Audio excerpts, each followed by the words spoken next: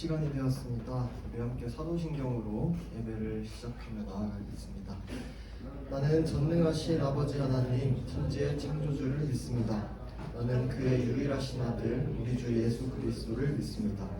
그는 성령으로 잉태되어 동정녀 마리아에게 나시고 본디오 빌라도에게 고난을 받아 십자가에 못 박혀 죽으시고 장사된 지 사흘 만에 죽은 자 가운데서 다시 살아나셨으며 하늘에 오르시어 전능하신 아버지 하나님 우편에 앉아 계시다가 거기로부터 살아있는 자와 죽은 자를 심판하러 오십니다.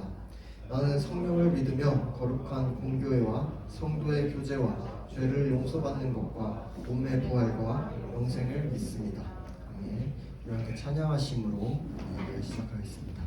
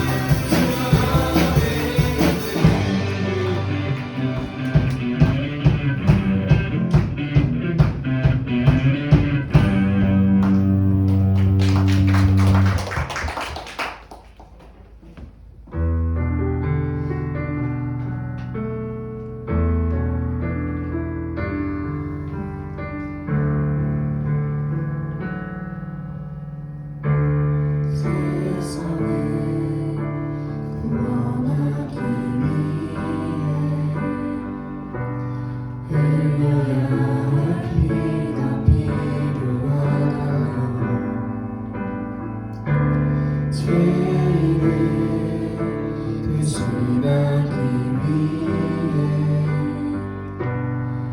희생의 제물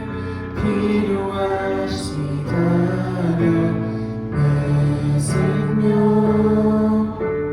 제단 위에 드리리 주 영광 위에 사용하소서.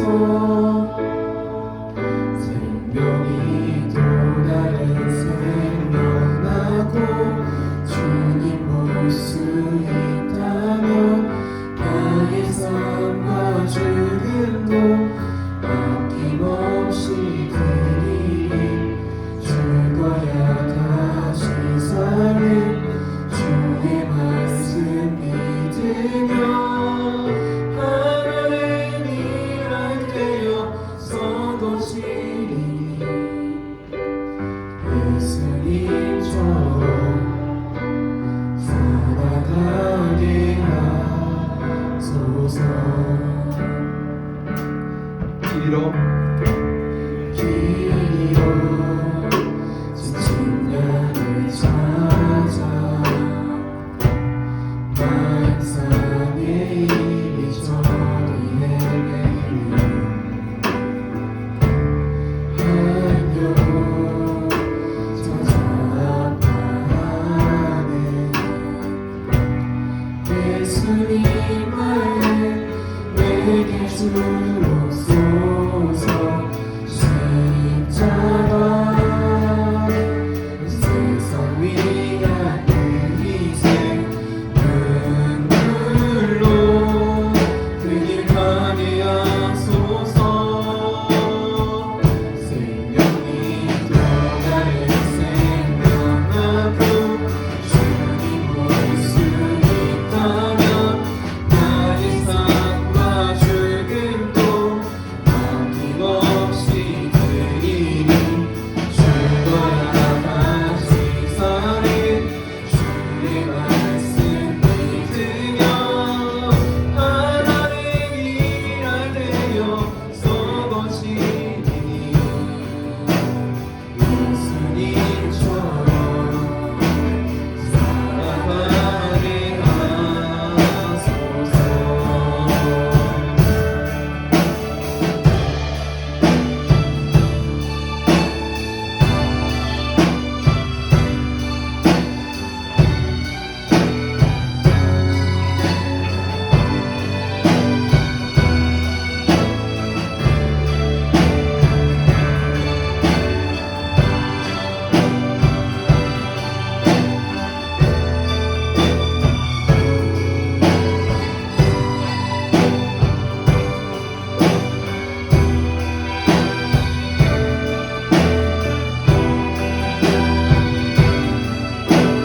생명이 또 다른 생명나고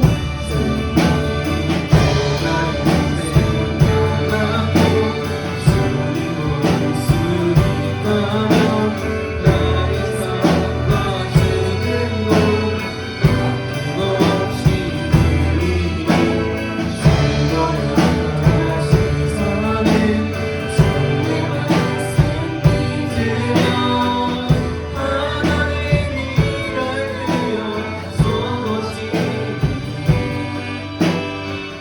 예수님처럼 살아가게 하소서.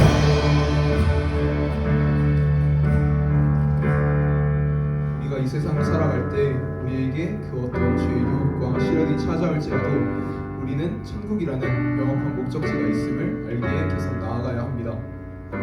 이 시간 기도드릴 때 나의 유일한 돛대 되신 주님을 의지하며 믿음이 흔들리고 쓰러질 때에도 주님만 바라보기 위한 기도드리겠습니다.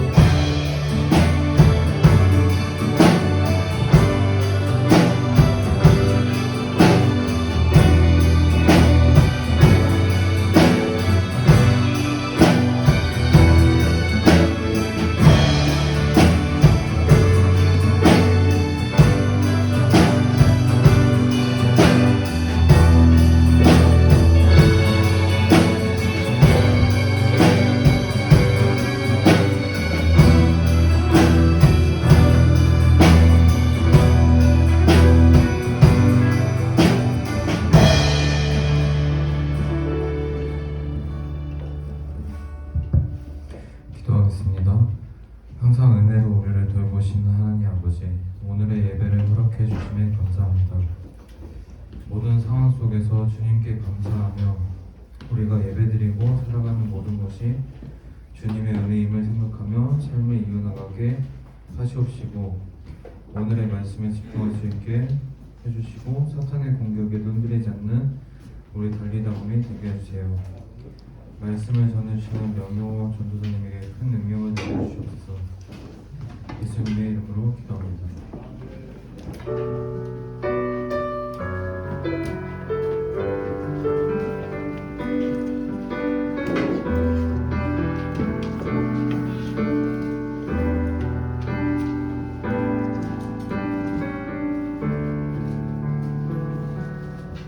오늘 읽으실 하나님 말씀은 마태복음 20장 17절부터 28절입니다.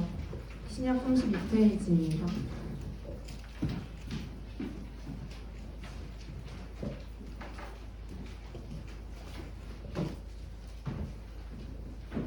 다 찾으셨으면 저부터 교독하겠습니다. 예수께서 예루살렘으로 올라가려 하실 때 12제자를 따로 데리시고 길에서 이르시되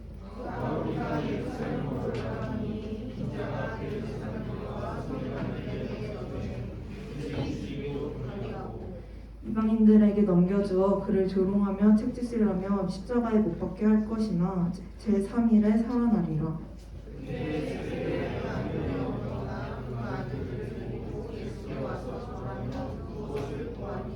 예수께서 이르시되 무엇을 원하느냐 이르되 나의 이 두 아들을 주의 나라에서 하나는 주의 우편에 하나는 주의 좌편에 앉게 명하소서.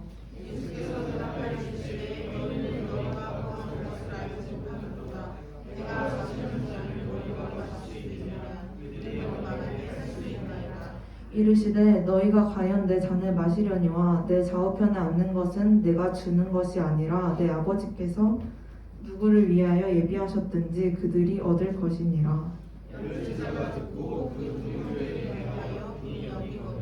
예수께서 제자들을 불러다가 이르시되 이방인의 집권자들이 그들을 임의로 주관하고 그 고관들이 그들에게 권세를 부리는 줄을 너희가 알거니와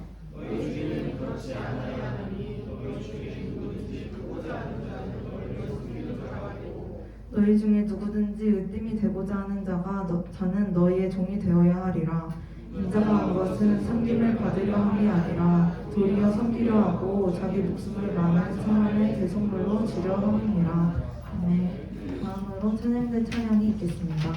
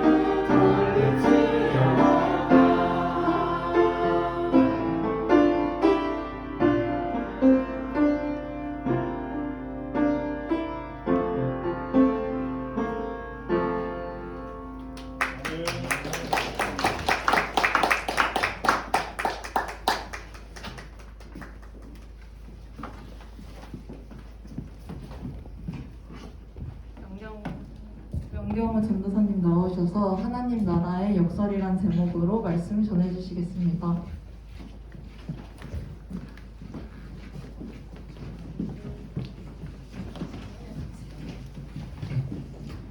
귀한 찬양 감사드립니다.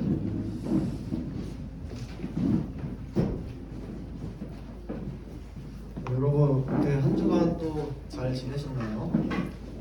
이제 개학한 지 생각보다 꽤 오래됐죠. 생각보다. 그래서 적응은 다 어느 정도 했을 것 같은데 이제 날씨도 겨울은 거의 끝난 것 같고 좀 있으면 벚꽃도 핀다 하고 아주 봄이 된 것 같아요. 근데 뭐 들어보니까 중간고사가 이제 얼마 안 남았다 벌써부터 그런 얘기가 들리는데 이제 좀 압박도 있겠지만 잘 중간고사 압박 이겨내기 바랍니다.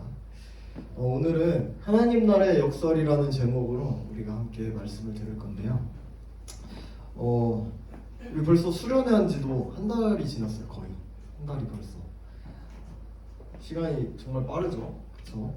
오늘 설교는 수련회 주제였던 낮은 곳으로랑 또 많이 결이 비슷한 느낌이 있어요. 그래가지고 전도사님이 수련회 설교 말고도 또 이런 얘기를 설교 중간중간에 좀 했었는데 하나님 나라의 역설이라는 우리 한번 오늘 본문을 통해서 이 말씀을 알아가고자 합니다.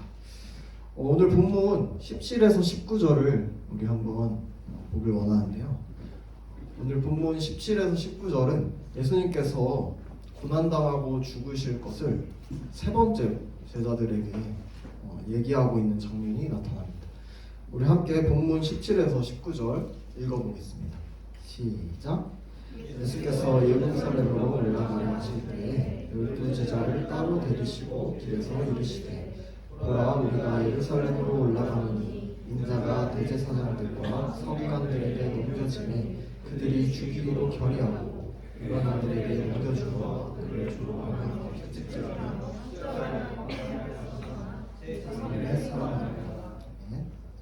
네, 지금 장면을 보시면 예수님께서 제자들과 12제자들과 함께 예루살렘으로 올라가고 계십니다. 그런데 이제 갑자기 예수님께서 자신의 운명을 제자들한테 이렇게 말씀을 하십니다.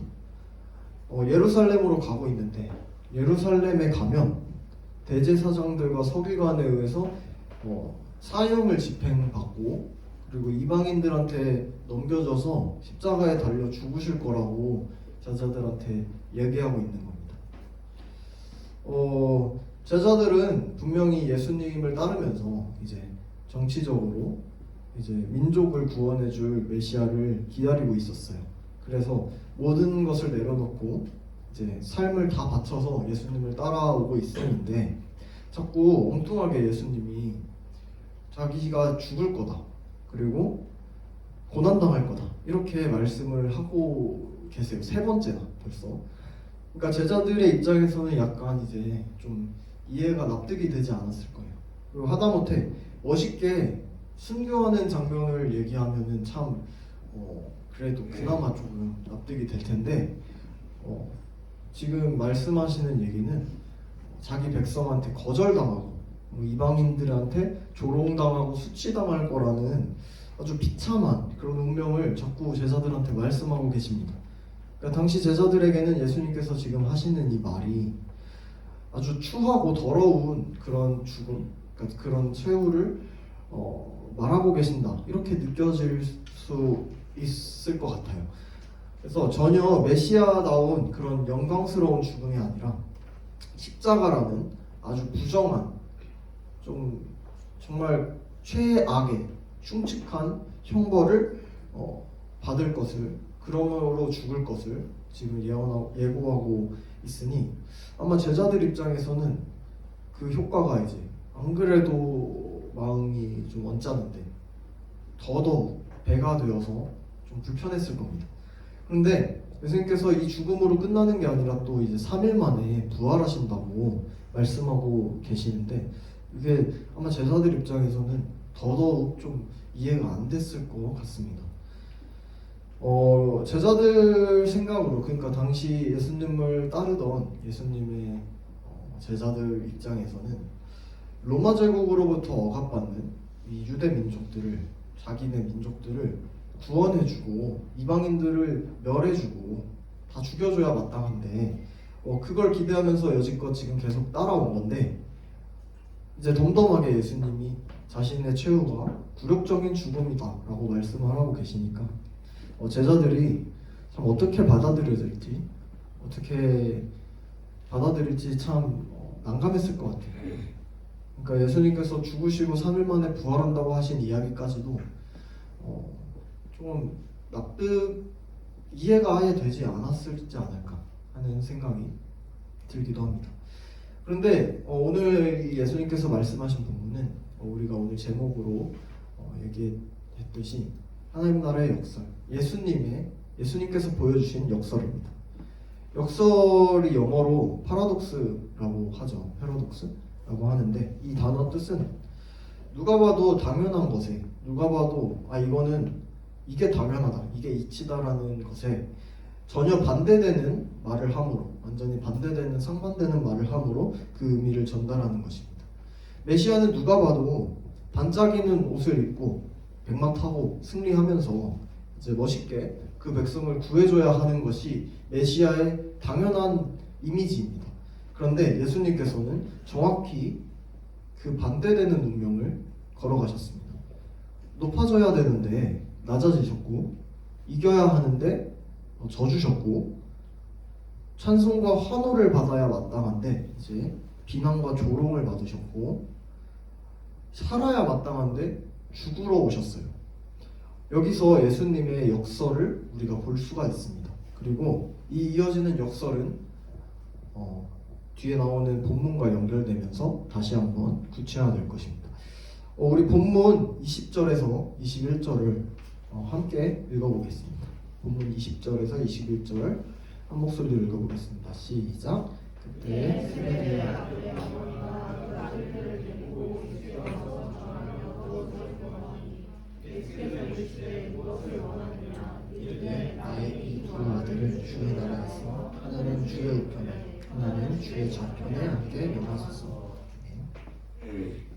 네, 본문에 이어서 세베대의 두 아들, 세베대는 아버지의 이름이고 두 아들인 요한이랑 야고보라는 사람의 또 어머니, 그러니까 세베대의 부인이겠죠. 그분이 등장을 합니다. 요한과 야고보는 예수님의 12제자였고 그 어머니도 예수님의 제자 공동체의 정식 멤버였습니다. 그런데 이 어머니가 굉장히 야망 있는 말을 해요. 예수님께. 이제 예수님께서 말씀하고 계신데 불쑥 등장을 해가지고 이제 절하고 말을 합니다.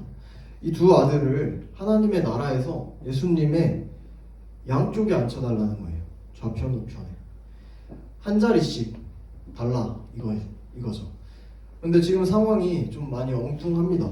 예수님이 직전에 이제 고난받고 죽으실 것과 부활할 것이라는 아주 어떻게 보면 중대하고 심각한 말씀을 했는데, 그거에 전혀 개의치 않고 이제 본인 할 말을 합니다.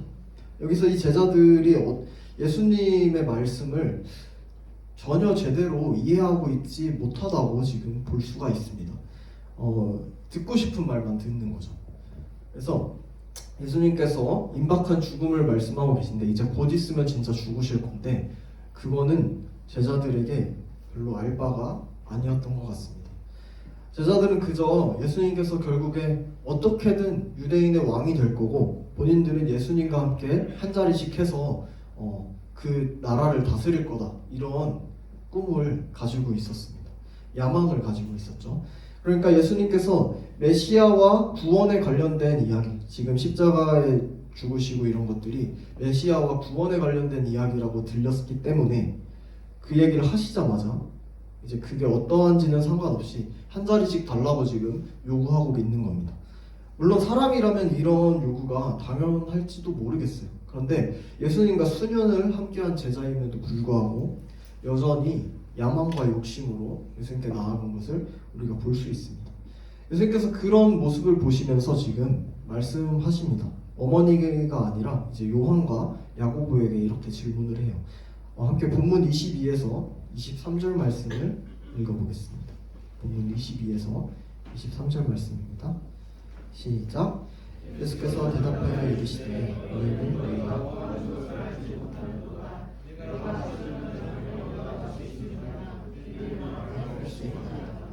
이르시되 너희가 과연 내 잔을 마시려냐 내 자원을 하는 것은 내가 주는 것이 아니라 내 아버지께서 너를 위하여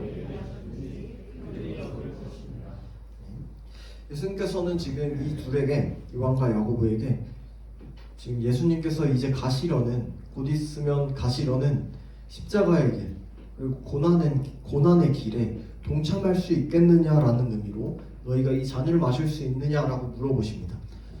제자들에게 있어서 메시아의 길은 어떻게 생각될지 몰라도 예수님에게 있어서 메시아의 길은 메시아의 이미지는 좁고 좁은 고난의 길을 걸어가는 사람이었기 때문입니다. 이 얘기를 들은 요한과 야고보가 잔을 마실 수 있습니다라고 말합니다. 근데 이 두 사람의 마음이 아마 거짓되진 않았을 것 같아요. 진실된 마음으로 고백을 했을 것 같습니다. 그런데 예수님께서 정확히 어떤 말씀을 하고 계시는지는 모르는 것 같아요. 그래서 이 잔을 마실 수 있다고, 이 고난을 받을 수 있다고 이렇게 대답을 합니다. 실제로 예수님께서 이들에게 너희가 이 잔을 마실 것이다 라고 하십니다. 그래서 실제로도 한참 지나서 이들이 사도가 된 후에 야고보는 헤롯 왕에 의해서 죽고 순교당하고 요한은 반모섬에 수감되면서 이제 고난의 잔을 실제로 마시게 됩니다. 그런데 예수님께서 십자가에 못 박힌 당시에는 그 잔을 마실 수 없었다는 것이 증명이 됩니다. 다들 예수님을 버리고 도망치기 때문입니다. 이후에 예수님께서 하신 말씀을 보면 또 설령 너희가 주님의 고난에 같이 동참하더라도 너희가 좌편에 앉을지 우편에 앉을지 누가 앉을지는 아무도 모른다라고 말씀하시면서 이제 조금 잘못된 요구에 대해서 대답을 두루뭉실하게 이제 하고 결론을 마무리합니다. 이렇게 이야기가 끝나나 했는데 이제 나머지 10 제자가 아주 가관의 반응을 보입니다. 전도에 봤을 때 이거 좀 더맨더머들 아닌가라는 생각이 좀 들었는데 본문 24절 말씀을 우리 함께 읽어보겠습니다. 시작. 10 제자가 듣고 그 두 형제에 대하여 분이 여기거늘. 네. 여러분 이게 어떤 의미의 분이 여긴 걸까요? 예수님이 지금 죽으시러 가는데 너희가 그런 얘기를 하느냐 이런 거룩한 분노일까요? 그게 아닙니다. 지금 아쉽게도 아닙니다. 요한과 야고보가 야심 있게 야심차게 자기들이 이 열제자들보다 먼저 앞서가지고 예수님 앞에서 영광을 차지하려고 하니까 한 자리씩 차지하려고 하니까 이제 그게 질투가 나서 화가 난 것입니다. 이 열제자들이 예수님과 3년을 붙어 다녔는데도 아직도 이제 경쟁하고 다투고 이러고 있습니다. 되게 한심하기까지 한데 그러나 씁쓸하게도 아주 씁쓸하게도 오늘날 우리의 모습과 크게 다르지가 않아서 이제 할 말이 없습니다. 네. 예수님께서 이런 한심한 제자들에게 완전히 다른 하나님 나라의 가치관을 제시하십니다. 아주 핵심적인 말씀을 하시는데요. 우리 함께 본문 25에서 27절 말씀을 읽어보겠습니다. 25에서 27절 말씀 시작. 예수께서 제자들을 불러다가 이르시되 이방인의 수고자들이 그를 이루고 좋아하고 그 고난들이 그들의 권세를 부리는 줄을 너희가 알거니와 너희 중에는 그렇지 아니하나니 너희 중에 누구든지 수고자라는 자는 너희를 섬기는 자가 되고 너희 중에 누구든지 그들이 되고자 하는 자는 너희의 종이 되어야 하리라.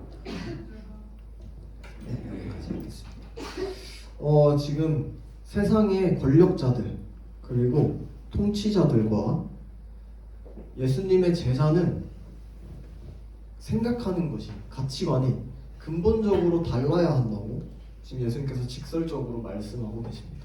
세상의 기준에서 큰 사람들, 좀 권력이 있는 사람들은 타인을 이제 주로 모든 사람이 그렇진 않지만 주로 타인을 억누르고 억압합니다. 돈으로, 실력으로, 명예로 이제 짓누릅니다. 이런 모습은 사회에서는 물론 학교에서도 직장에서도 심지어는 가정과 교회에서도 발견되곤 합니다. 하지만 예수님의 제자는 달라야 한다고 지금 말하고 계십니다. 완전한 하나님 나라의 역설적인 가치를 지금 말씀하고 계시는 겁니다. 예수님의 제자들은 권위나 위대함 이런 문제를 세상의 관점과 정반대되는 관점으로 바라보아야 한다라고 지금 말하고 계십니다. 누구든지 하나님의 나라에서 크고자 하는 사람은 섬기는 사람이 되어야 합니다. 그리고 최고가 되고자 하는 사람은 종이 되어야 합니다. 진정한 위대함은 섬김에 있습니다. 벼는 익을수록 고개를 숙인다라는 말이 있듯이 진정한 위대함은 낮아짐과 섬김에 있습니다. 큰 사람일수록 더욱 낮은 곳에서 섬기는 것이 하나님 나라의 역설입니다. 예수님께서 그토록 낮아지면서 소외되고 아픈 자들을 챙긴 이유는 그 섬김과 사랑이 바로 하나님 나라의 위대함이기 때문입니다. 거만하고 주목받고 싶어하고 자기 이름을 막 드러내고 싶어하고 자신의 뜻을 다른 사람들에게 강요하는 것, 이것들은 경쟁으로 아주 미쳐버린 이 사회의 가치입니다. 이것들은 절대로 하나님 나라의 가치 척도가 아닙니다. 높아질수록 낮아지는 것, 그리고 위대할수록 섬기는 것, 그리고 먼저 될수록 나중되는 것, 그리고 사랑할수록 내어주는 것이 역설적인 하나님 나라의 가치입니다. 이 역설은 들으면 들을수록 도무지 이성적이지도 않고 합리적이지도 않고 멋있지도 않고 화려하지도 않아요. 근데 가장 고귀하고 아름답고 본질적인 하나님의 가치입니다. 하나님 나라의 가치입니다. 그리고 예수님께서 뒤이어서 이렇게 말씀하십니다. 본문 28절 말씀 우리가 함께 읽어보겠습니다. 시작. 인자가 오셔서 섬김을 받으려고 그리고 섬기려 하고 자기 목숨을 받은 사람의 대속물로 주려 합니다. 예수님께서는 이 하나님 나라의 가치에 대해서 그냥 말만 하시는 게 아니라 실제로 모범을 보여주시고 계십니다. 섬김의 끝으로 자기 자신을 온전히 희생하면서 우리를 구원하십니다. 여러분, 예수님은 만물의 주인이십니다. 모든 것이 할 수 있는 힘과 능력이 있는 신이십니다. 그런데 모든 피조물들에게 우리에게 경배와 찬양을 받아야 마땅한데 예수님께서는 지금 섬김을 받으러 온 게 아니라 우리를 섬기러 오셨다라고 말하고 계십니다. 창조주가 피조물을 섬기러 왔다. 이것만 해도 사실 이게 명제가 성립되지 않는 아주 역설적인 말이죠. 창조주가 피조물을 섬기러 왔다는 말이 사실 이치에 맞진 않습니다. 그런데 예수님께서는 지금 그 이성적인 합리적인 사고를 깨시고 지금 먼저 엎드리시고 낮아지심으로 우리에게 그 모습을 보여주십니다. 죄로 가득한 우리를 대신해서 순전하고 순결하고 무죄한 예수님께서 대신 죽으신 것입니다. 말도 안 되는 이 역설을 예수님께서 몸소 보여주십니다. 사도 바울이 이에 대해서 빌립보서에 기록을 해놨는데 우리가 함께 찾아보기 원하는데요. 빌립보서 2장 6절에서 8절에 이 말씀이 있습니다. 신약 320페이지에 있습니다. 빌립보서 2장 6에서 8절 말씀입니다.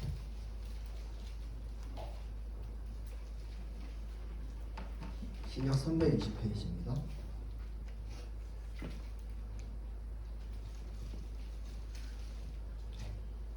빌립보서 2장 6에서 8절 말씀 다 찾으신 줄로 알고 우리 함께 한 목소리로 봉독하겠습니다. 시작. 그는 근본 하나님의 본체시나 하나님과 동등됨을 취할 것으로 여기지 아니하시고 오히려 자기를 비워 종의 형체를 가지사 사람들과 같이 되셨고 사람의 모양으로 나타나서 자기를 낮추시고 죽기까지 복종하셨으니 곧 십자가에 죽으십니다. 아멘. 여러분, 가장 크신 주님이 섬기는 자가 되셨어요. 만물의 주인이 자기를 비우시고 스스로 종이 되셨습니다. 신이 인간이 되셨고 자기를 낮추시고 최악의 형벌인 십자가에 달려서 죽기까지 예수님께서 복종을 하셨습니다. 이것이 예수님께서 우리에게 직접 보여주신 하나님 나라의 역설이고 그리스도인의 참된 모델입니다. 우리 주님의 희생과 섬김으로 인해서 저와 여러분은 영원한 생명을 얻었습니다. 여러분, 우리는 이런 희생의 자세를 본받아서 따라가야 합니다. 그러기 위해서는 우리가 우리의 가치관이 완전히 역설적으로 뒤바뀔 필요가 있습니다. 예수님의 제자로서 우리는 주어진 말씀을 통해서 예수님께서 어떻게 하셨는지, 하나님께서 어떤 마음을 가지셨는지 더 알고 더 배워갑니다. 근데 우리가 말씀을 읽을 때 내 가치관과 정반대되는 느낌을 받는다면, 만약에 그 넓은 간격을 최대한 줄이고 말씀의 가치관과 가까워지는 훈련을 해야 합니다. 그리고 궁극적으로 우리가 생각하는 모든 것이 그 말씀을 기반으로 말씀의 가치관과 일치되도록 목표하는 것이 우리가 성경을 읽는 이유입니다. 나 중심적인 삶에서 하나님 중심적인 삶을 살 때 삶의 모든 가치가 뒤바뀌고 역설됩니다. 여러분의 삶의 이유는 무엇입니까? 여러분의 삶의 이유는 대학 잘 가고 좋은 직장 가고 좋은 사람 만나서 결혼하고 이런 게 삶의 이유입니까? 여러분은 무엇을 위해 살고 있나요? 다들 되게 바쁘게 살죠. 바쁘게 사는데 한 번쯤은 멈춰서서 우리가 무엇을 위해 사는지 생각을 해볼 필요가 있습니다. 그리고 이렇게 생각할 수 있어요. 내가 하나님의 나라를 위해, 하나님의 영광을 위해 살고 하나님의 영광을 위해 공부한다, 이렇게 얘기할 수 있는데 그렇게 얘기하면서 정작 이제 하나님의 영광을 위해 산다면서 정작 바쁘다는 이유로 하나님의 마음 그리고 그 사랑을 소홀히 하고 있지는 않은지 우리가 한번 생각을 해볼 필요가 있습니다. 하나님의 영광을 위해 살길 원한다면서 예배 드리는 것을 소홀히 하거나, 아니면 또 내 옆에 있는 친구를 미워한다거나, 혹여나 도움이 필요한 친구들을 애써 외면하고 있지는 않은지 우리가 돌아볼 필요가 있습니다. 우리 함께 고린도전서 10장 31절 말씀 찾아서 읽어보겠습니다. 우리 신약 275페이지에 있습니다. 고린도전서 10장 31절 말씀입니다.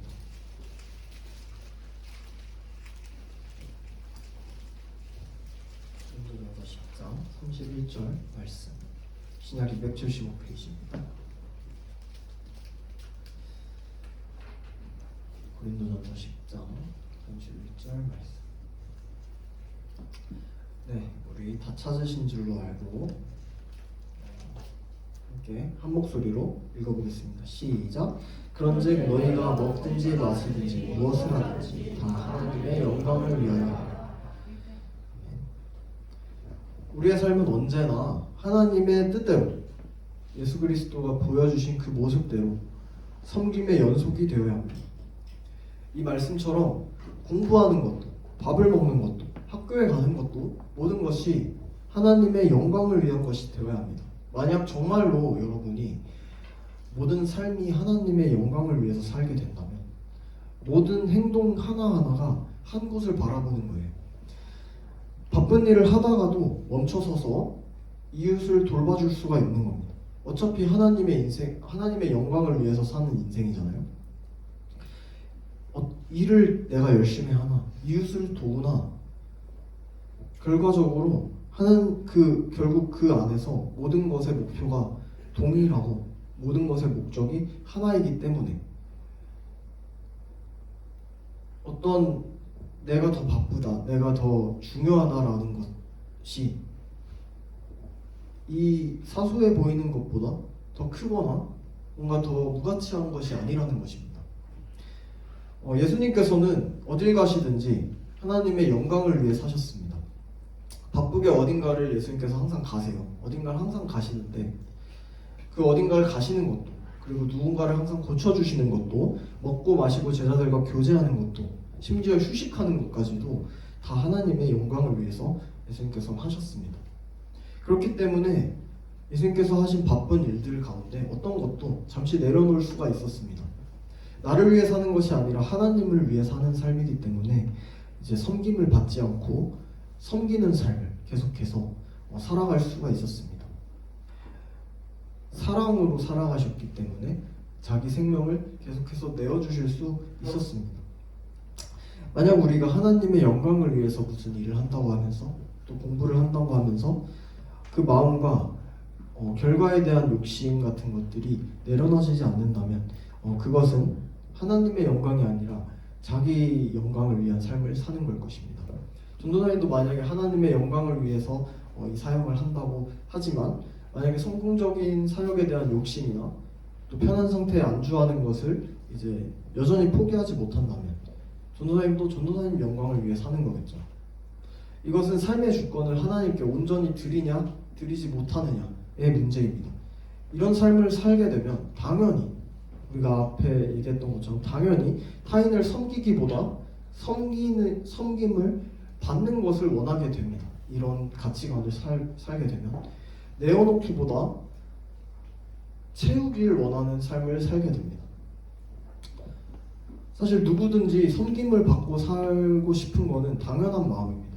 사람은 이러나 저러나 해도 자기중심적인 존재일 수밖에 없습니다.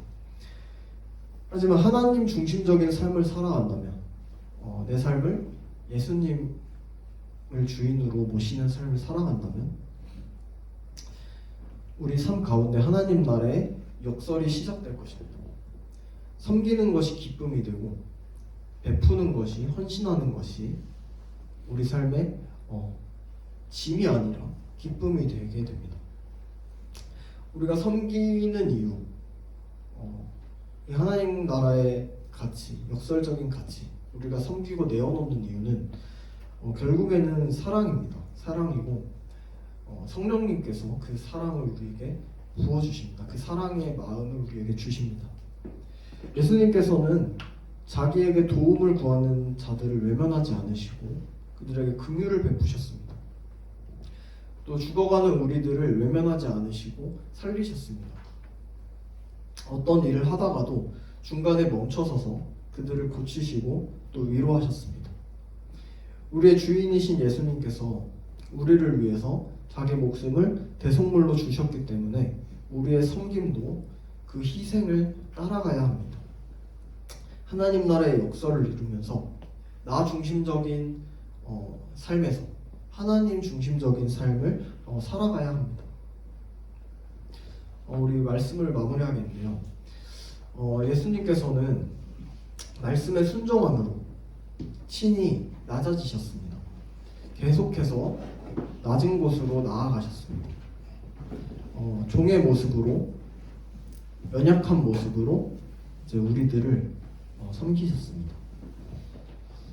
이것이 하나님 나라의 역설입니다. 낮은 마음으로 사랑과 긍휼의 마음으로 나아가는 모습을 우리도 본받아야 할 것입니다. 또한 예수님께서는 무엇을 하시든지 하나님의 영광을 위해서 하셨습니다. 모든 것을 내려놓을 준비가 되어 있었고 모든 것이 하나님의 영광을 위한 것이기 때문에 그 순서를 따지지 않았습니다. 여러분, 만약에 여러분들이 하나님의 영광을 위해서 사는 삶을 살기 원한다면 우리가 지금 하고 있는 바쁜 것들도 하나님의 영광을 위해서 하는 것이라면 잠시 멈춰 놓을 수도 있어야 합니다. 잠시 내려놓을 수도 있어야 하고요. 어떤 것이 정말 하나님의 영광을 위하여 사는 삶인가라는 생각을 해볼 필요도 있습니다. 모든 일이 하나님의 영광이라는 한 방향을 향할 때 우리가 온전히 하나님 나라의 역설, 이 가치를 따를 수가 있습니다. 이 섬기는 자세를 우리가 할 수가 있습니다.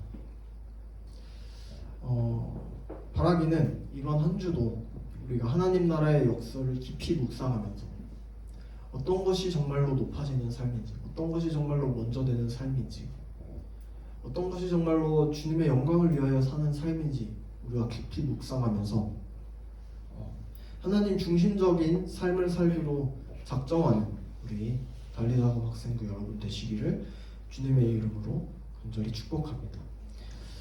우리 함께 이 시간 낮은 곳으로 찬양을 하시면서 말씀을 마무리하겠습니다.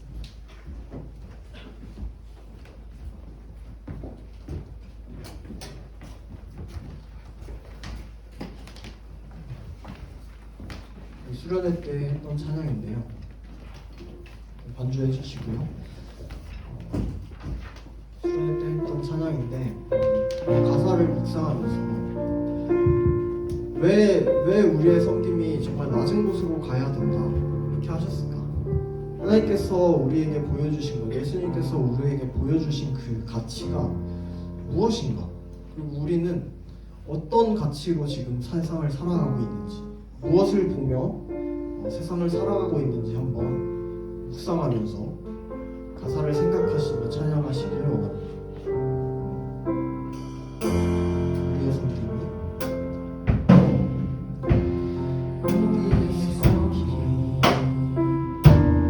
더 낮은 곳으로 우리의 고백이 더 낮은 곳으로 쓰러져 있는 그들을 향해 당신이 그랬듯 더 낮은 곳으로 낮은 곳으로 낮은 곳으로 우리 초대하네 함께 하자고 말씀하시네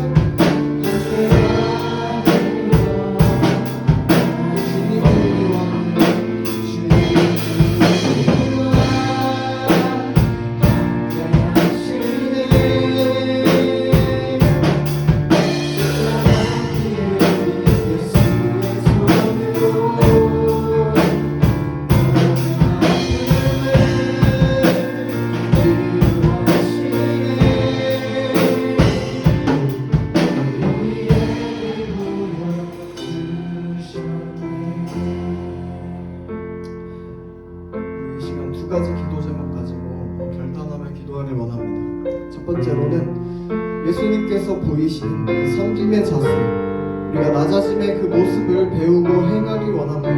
하나님 나라의 역사를 깨닫고 묵상하길 원합니다라며 기도하길 원하고요. 두 번째로는 나의 삶의 주권을 오직 하나님께 드리고 오직 하나님의 영광을 위해 살아가는 삶을 살길 원합니다. 성령님께 우리의 삶을 주장해 달라고 우리 함께 기도하며 나아가시겠습니다. 아버지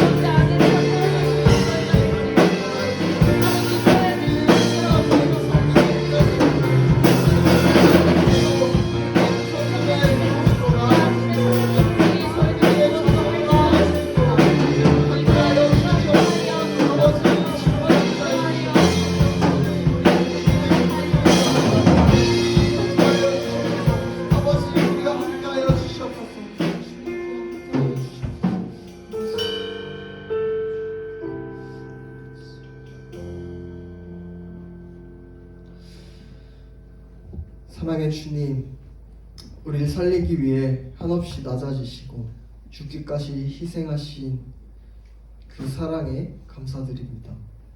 주님이 우리를 섬기셨듯이 우리도 섬김과 순종의 자세로 나아가길 소망합니다. 주님이 낮은 곳으로 나아갔듯이 우리도 낮은 곳으로 나아가길 소망합니다. 세상의 가치관에서 눈을 돌리고 온전히 하나님 나라의 가치관을 따를 수 있도록 우리 마음을 인도해 주시옵소서. 학교에서, 학원에서, 가정에서 늘 낮아진 마음으로 섬기며 살기로 결단하오니 우리와 늘 함께해 주시옵소서.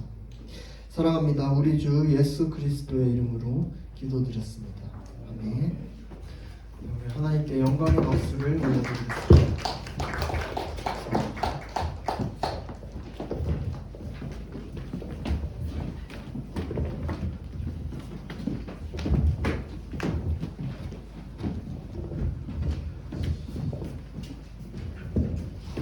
시간 헌금 드리는 시간 갖겠습니다.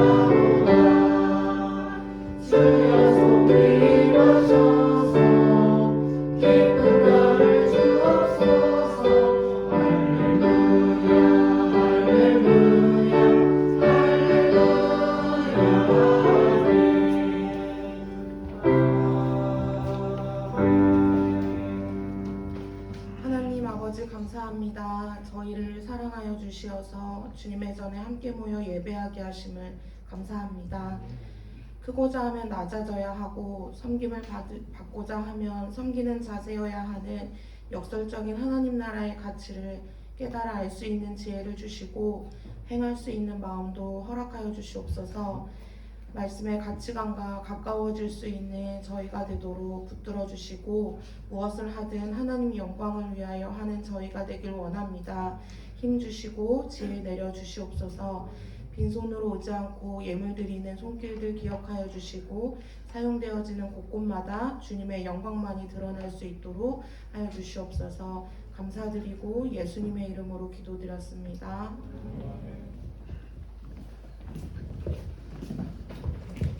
주기도문 하심으로 예배 마치겠습니다. 하늘에 계신 우리 아버지의 이름을 거룩하게 하시며 아버지의 나라가 오게 하시며 아버지의 뜻이 하늘에서와 같이 땅에서도 이루어지게 하소서. 오늘 우리에게 일용할 음식을 주시고 우리가 우리에게 잘못한 사람을 용서하여 준 것 같이 우리 죄를 용서하여 주옵소서.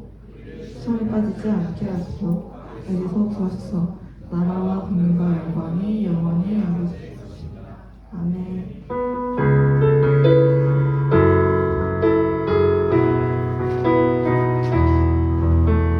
전사님 나오셔서 광고해 주시겠습니다.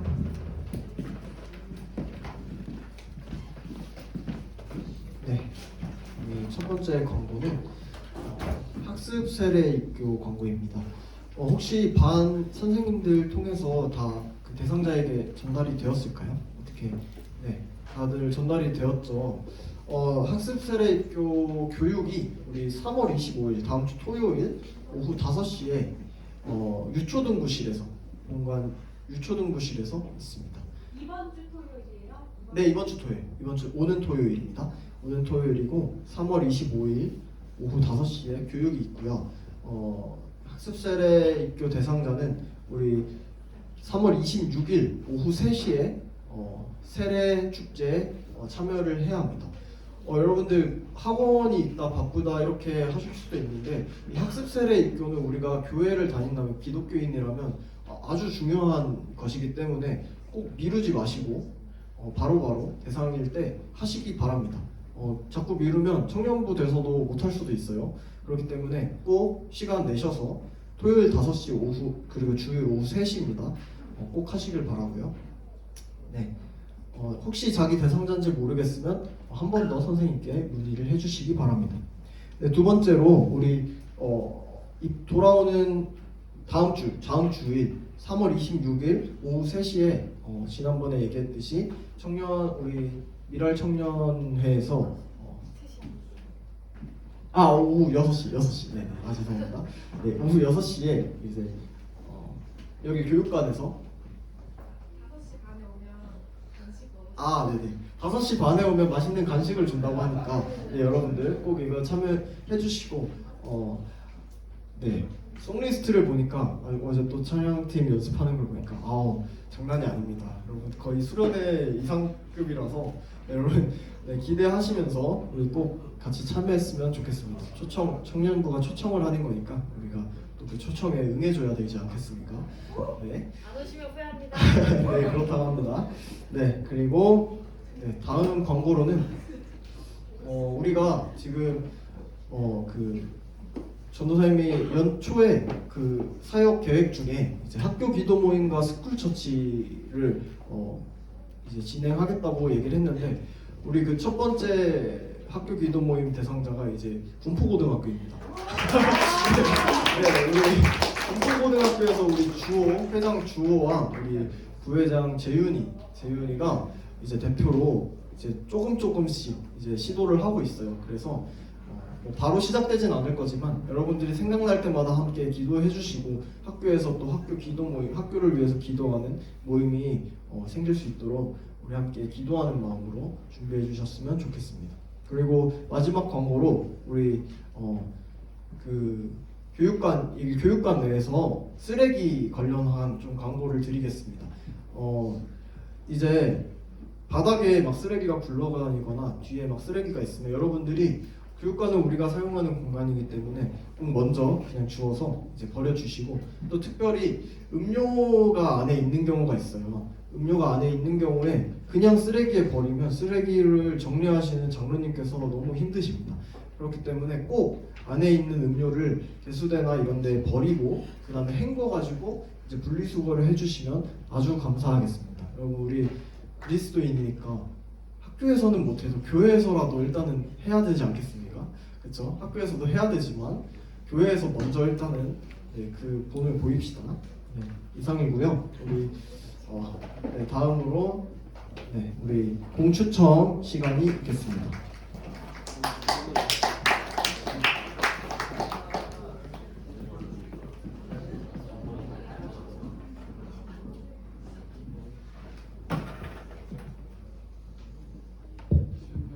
네, 오늘은 조금 미리 말씀드릴 게 있는데요. 원래 저희가 이거를 공을 주황공, 흰공 하나 뽑아서 똑같은 상품을 줬었는데 이렇게 하면 조금 맨날 받는 사람만 받고 또 여러 가지 문제가 있어서 이제 조금 바꾸기로 했는데요. 뭐냐면 여기 적히고 있네요.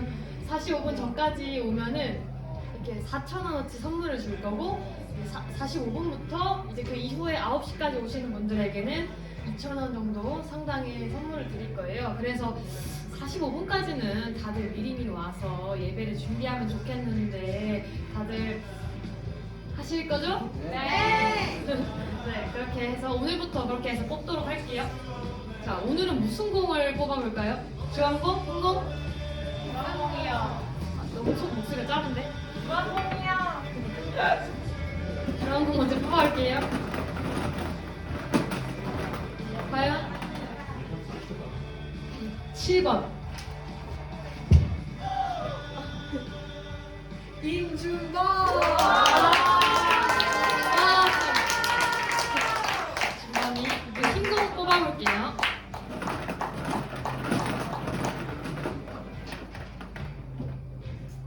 16번.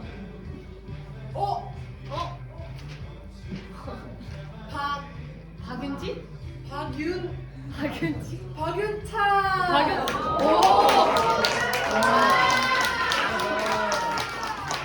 윤찬이와 준범이한테는 누가 주황공, 임준범, 흰공, 박윤찬 이렇게 해서 보내드리도록 하겠습니다.